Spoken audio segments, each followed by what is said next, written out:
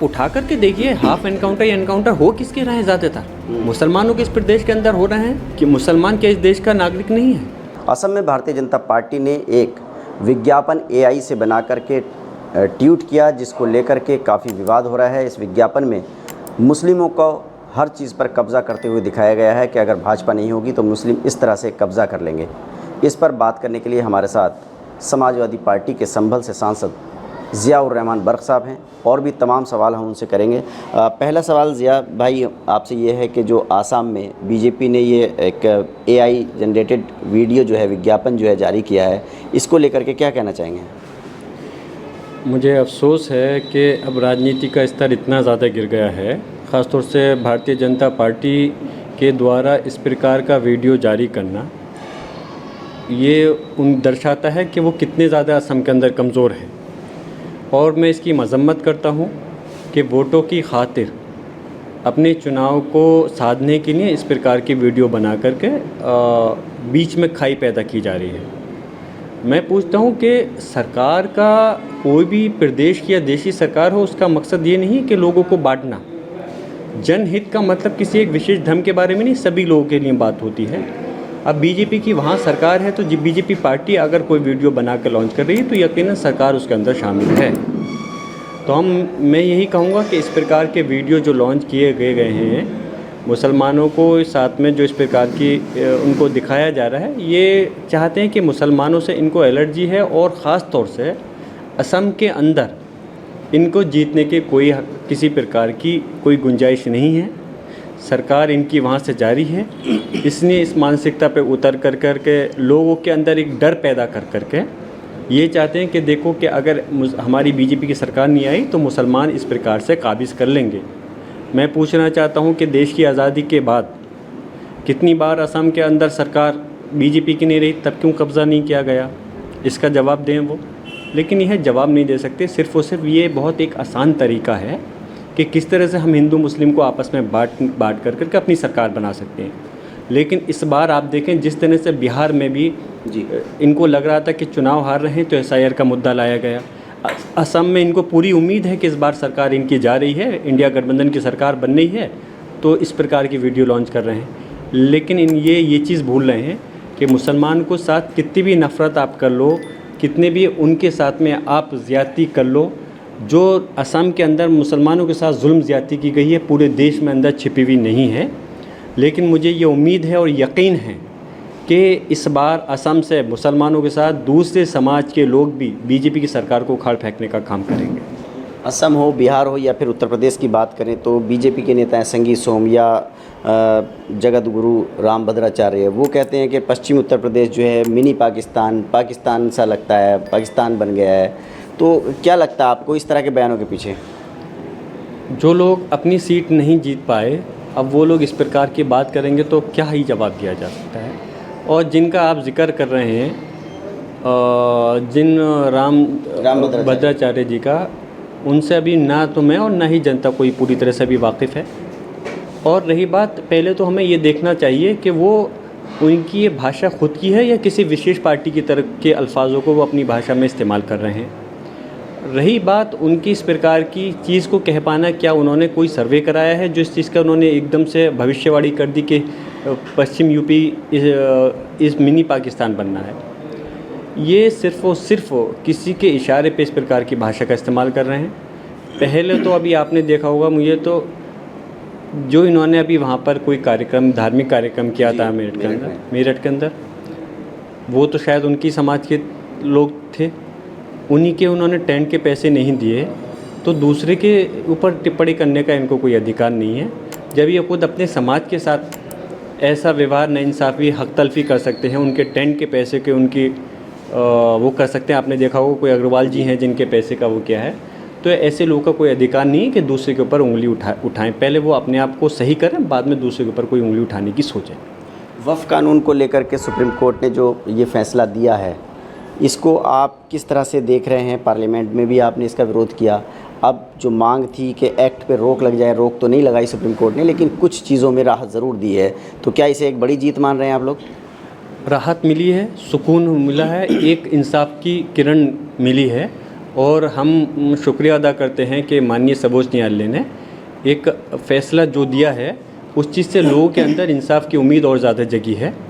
यकीनन इस मसले को लेकर के मैंने भी माननीय सर्वोच्च न्यायालय में रिट पिटीशन दाखिल की थी और संसद से लेकर सड़क तक, क्योंकि संसद में भी पहले बिल पास कराया जाता तब भी मैंने अपनी आवाज़ को वहाँ पे मजबूती के साथ में रखा था और जगह जगह मुख्तलिफ पूरे देश में मुख्तलिफ राज्यों के अंदर जा कर के इस मुहिम का मैं भी एक हिस्सा बना हूँ, क्योंकि ये मुद्दा सिर्फ एक लोकल मेरे घर परिवार का या मेरे संभल का नहीं बल्कि पूरे हिंदुस्तान के मुस्लिम का जुड़ा हुआ है।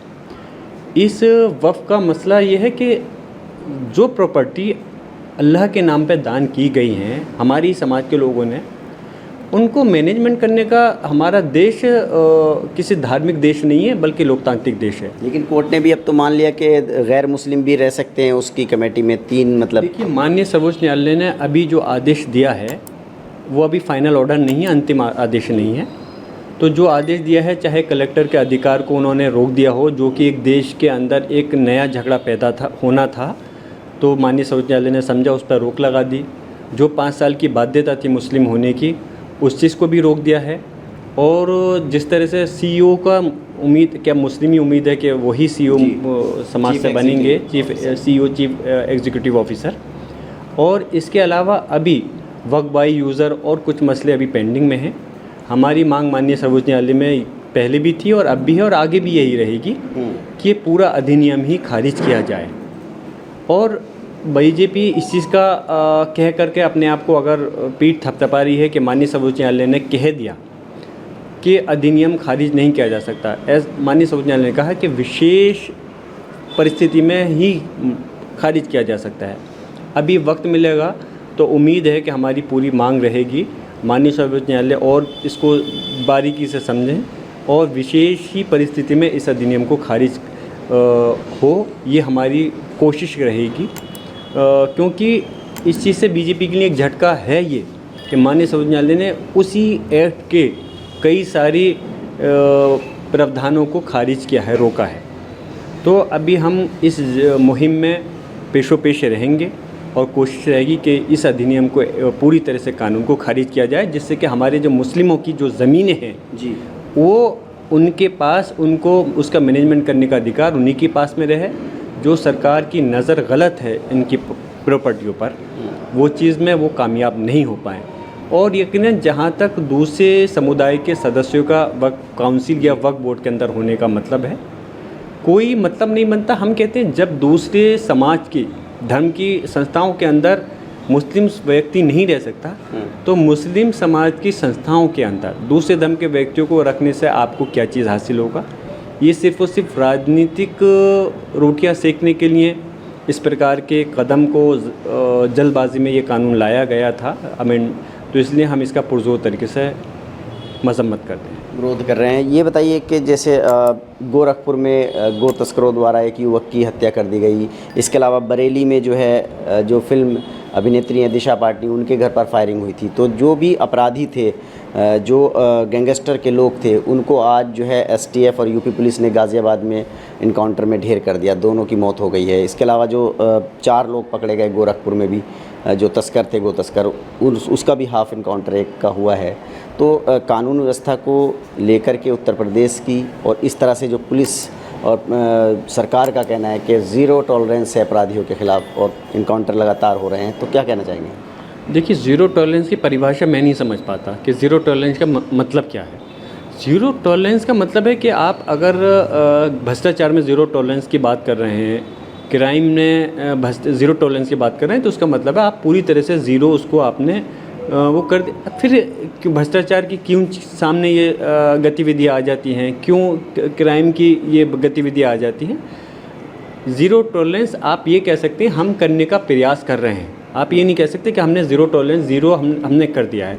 और मैं फिर से इस बात को कहूँगा कि चाहे गोरखपुर की घटना हो, जो एक नीट का हमारा स्टूडेंट था, वो उसकी मृत्यु हुई हो, या जो एक एक्ट्रेस हैं बरेली की रहने वाली हैं, उनके परिवार पर, उनके घर पर हमला किया हो, कोई भी चीज़ किसी को भी इस मुल्क, प्रदेश ही नहीं पूरे देश के अंदर कानून को अपने हाथ में लेने का अधिकार नहीं है। और कानून को लेने का अधिकार ना तो व्यक्ति को है और ना ही पुलिस को है। मैं ये नहीं कह रहा कि कोई भी चीज़ जो हुई है कि कानून अपने हाथ, मैं बस ये चाहता हूँ कि जो भी प्रक्रिया है संविधान के तहत उसको अपनाना चाहिए। अगर कोई कानून का उल्लंघन कर रहा है तो सिर्फ हाफ एनकाउंटर उसका हल नहीं है। जो गलत काम कर रहे हैं उनको सज़ा मिलनी चाहिए, लेकिन वो एक कानूनी प्रक्रिया के तहत होना चाहिए। पुलिस का काम मुकदमा दर्ज करना है, कंप्लेन FIR रजिस्टर करनी है, उसके बाद में जांच कर करके अपनी चार्जशीट दाखिल करनी है। बाकी सज़ा देने का काम न्यायपालिका पर छोड़ देना चाहिए कि अगर उसने गलत किया है तो ये भरोसा रखना चाहिए कि उसको सज़ा मिलेगी, और अगर नहीं किया है तो नहीं मिलेगी। जो इनकाउंटर हो रहे हैं, हाफ इनकाउंटर हो रहे हैं या इनकाउंटर में अपराधी मारे जा रहे हैं, आप उसको जो है सही नहीं मान रहे? देखिए, आप उठा करके देखिए, हाफ एनकाउंटर या एनकाउंटर हो किसके रहे हैं ज़्यादातर? मुसलमानों के इस प्रदेश के अंदर हो रहे हैं। तो क्यों हो रहे हैं? या भाजपा शासित सरकारों के अंदर मुसलमानों के एनकाउंटर क्यों हो रहे हैं? कि मुसलमान क्या इस देश का नागरिक नहीं है?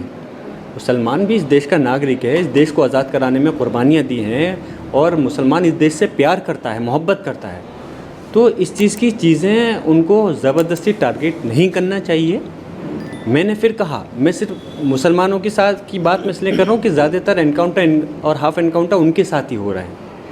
और लेकिन मैं फिर भी इस बात को कहूँगा कि कोई किसी भी धर्म या किसी बिरादरी से ताल्लुक़ रखता हो, एनकाउंटर हाफ एनकाउंटर के नहीं, अगर कोई कानून को तोड़ने का काम कर रहा है तो ज़रूर सज़ा उसको मिले, लेकिन एक कानूनी तहत की जो प्रक्रिया है, जो हमारा संविधान कहता है, उसके तहत ही मिलनी चाहिए, अदालत से मिलनी चाहिए।